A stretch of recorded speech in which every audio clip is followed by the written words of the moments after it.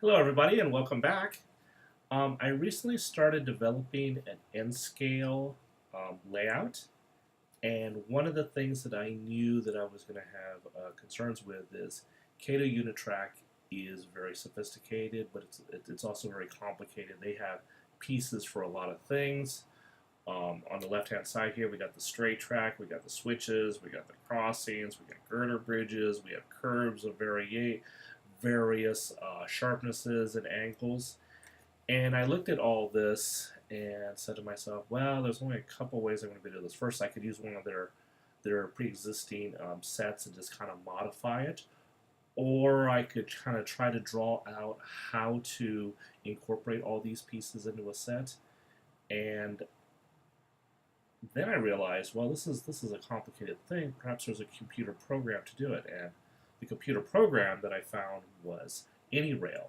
Now, Anyrail is a Windows-only program. It doesn't work on a Macintosh. And so now I already have a VM on my Macintosh, so I can run Windows.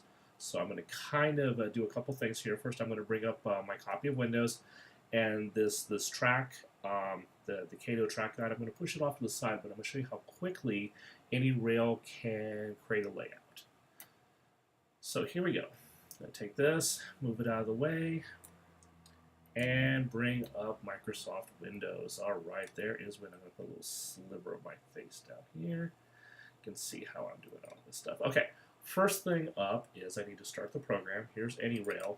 Now, Anyrail is free for layouts up to the first 50 pieces, and my 4-foot by 3-foot layout runs out of 50 pieces real fast. On the left-hand side, it's got all the different types of Kato Unitraks, so I'm going to just build a really simple layout here. Let's just grab some straight pieces. Oops, there we go. Going to grab another straight piece, and in order to link up the pieces, I just have to line it up so they kind of match. Okay, let's go. There we go. When you get the little circle, that means the pieces are locked together. And I'm going to build another one. We're going to build a simple loop here. We'll worry about powering it later. Okay, the next one up, I got off on the side of the Kato track here. Let's just find a pretty sharp radius, 2100. Okay, so I'm going to sift through until I get to this 2100, and I'm going to bring it over now. When I drag the piece over, doesn't look like it'll match, but actually it'll just spring itself over, and it'll do a pretty good job springing everything together. Grab these two, and now we're all locked together. But, you know, I want to do the curve on the other side a little bit different. I'm going to do half of it in a sharper radius and half of it in a broader radius. So I'm going to do the broader radius first. And I'm going to use the 2120s, which is slightly broader. And I'm going to put another one down here. Oops, didn't like that. So I'm going to, now if I drag it, it's not disconnected. So I'm going to right-click, disconnect, come around, and a little push pin is going to zing it all the way around. And I'm going to push it back in, and now it's actually aligned it. Now, what about the rest here? Okay, I used a broader curve here. Can I use two sharper curves? Okay, I use the 2100. The sharper curve is a 2170. So let's find out there's a 2170. And here's another 2170. Oops, let me flip that around before it attaches. Now, I know that they're not going to match, but I can't tell you off the top of my head in which way they're not going to match. So let's put this in and see how it goes. And apparently it matches perfectly. Well, that sucks. Alright, let's try something that really won't match. Let's take this one. I'm going to bump this one up to the next higher one. That is a 20. Okay. Now this piece, oops, let's go this one. A 2132. Okay, that is definitely not going to match. I put the piece in, and it's going to attach. And you can see we got an overlap here. Well, I have decided that I'm going to go with the northeast, and I'm going to separate these two put in a little straight. I wonder if a little straight will help out. Oops. There we go. Can I take a little straight piece and just put it in there? So I'm going to go to the miscellaneous straight piece, doing my cheat sheet here. Okay, it looks like a 20091 is a miscellaneous. Okay, oops. Too much here. So let's disconnect. And we're going to take that whole thing, move it up a bit, disconnect that one, bring it over here, bring this, oops, there we go, bring this one in, and let's see if these pieces will lock. That one locked, ooh, that one didn't lock at all. Bet you if I take another one of these, disconnect, bring this, oops, disconnect, bring it over here, disconnect, there we go there, there we go there,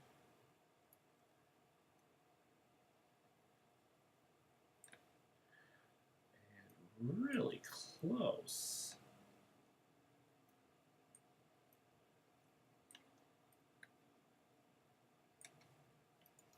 And then get this short piece, almost fits, but you know, I've decided that that's good enough. So what do we do with that? So we're going to go over to settings and maximum tolerance. I don't know why these is odd. Maybe this is a simple in metric, but I'm going to go for 1/2 inch. If I'm a 1/2 inch off, it should be able to work. And it's still not biting. It still thinks that one's just a little too far off. So I'm going to delete that. Let's see. What kind of a gap do we have in there? Let's see.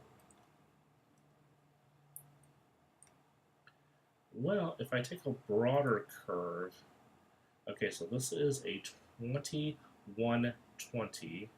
So if I go back to a 2132, there we go. Now you'll note that there is still a kink in here, but we've got the dot, and that indicates that it's within the tolerance. It'll spring that far.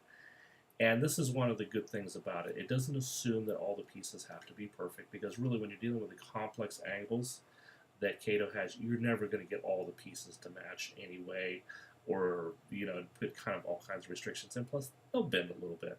So, let me touch upon a little bit more here. Let's see. One of the other things I like is the part number. So I click on this, and every single piece of track is labeled as to what the piece is. Now, sometimes they're right on top of the piece, so it's kind of hard to see. I like that we can show the road bed, so it kind of gives this little gray zone around the track, so you get a sense of how much space you're going to take. And see, trace, oops, not trace. And you can either choose track, center line, or sleepers. Center line is good for kind of aligning where the centers are. Track looks pretty realistic, although sleepers looks really realistic, but there's no way you're going to read the numbers of the part numbers, so track tends to be my favorite here. I'm going to get rid of the control point. Oops, not the control points. Connectors, and I don't think we have control points. Okay, there we go. And you can kind of get a good sense of, okay, this is how the layout is going to look. And it just saves a lot of time, lets you practice a lot of things, you know, just to see if it's going to work out or not, or how well it's going to, you know, if you have to have a sharper curve, or, you know, at some point in your layout, maybe you need to put in that kink in order to get everything to fit. Well, maybe you need to put in a less, you know, a safer spot. This might not have been the best place for a kink, or things like that. Anyrail supports all types of, let's see if we got it here, all types of tracks. I've got it set to Kato Unitrak. Here we go. I think, oh gosh, where is it? One of these, there we go. Standard gauge N, and then it goes through all these different manufacturers. If you want something else, you can do that, and you can expand and contract this to whatever it is that you need, whatever your favorite types of pre-built track is. And last but not least, go to File, Save As, and you can just save it as anything you want, or print it out. It's got a lot of printing options, from a 1-to-1 to a, there we go, fit one to page, or percentage. I could make it all the way out to 100%, and it will actually print out something you can just lay right on top of your layout. You can kind of see where that kink comes in here. 18 pages if I printed it out as is. So it gives you a lot of different options here. Great program. I really didn't build anything on my N-scale layout until I discovered this program, and once I discovered this program, it's like, oh, okay, all the options are now that I never considered. Some things would work, some things wouldn't work, so it really helped out at the aiding. I still needed to actually set up the layout and verify that it worked. You can see that video previously here, but Anyrail helps out a lot. Keep it under 50 pieces, and it's free, so it's a great program and helps you create all kinds of layouts. I hope to show you some of my more complicated iterations. You can see how I kind of came to the conclusion of the type of layout I want to make. All right, thank you, everybody. Don't forget to subscribe.